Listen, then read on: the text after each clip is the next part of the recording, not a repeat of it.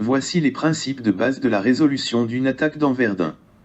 Le Français désire attaquer le Morhomme, zone 32, avec ses 3 unités de la zone 43. Pour cela, il joue la carte barrage 6. Avant de résoudre ce barrage, il doit avancer ses unités dans la zone visée. Pour ce faire, il déplace les 3 unités de la zone 43 en zone 32. Pour ne pas laisser vide la zone 43, il renforce celle-ci avec une unité de la zone 54. Le barrage est prêt à être résolu. Le Français jette 6 dés. Sans problème de supériorité aérienne, il va faire une perte à chaque 4, 5 ou 6 qui seront obtenus.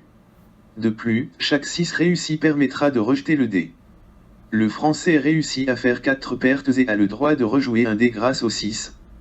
Le nouveau jet est un 4, ce qui génère une perte supplémentaire pour un total de 5. Il n'y a pas de tranchée ni de fort pour protéger les Allemands. Les 5 pertes sont infligées aux 2 unités. Chacune d'elles devient épuisée en absorbant une perte. Puis une des 2 est détruite en absorbant 2 autres pertes.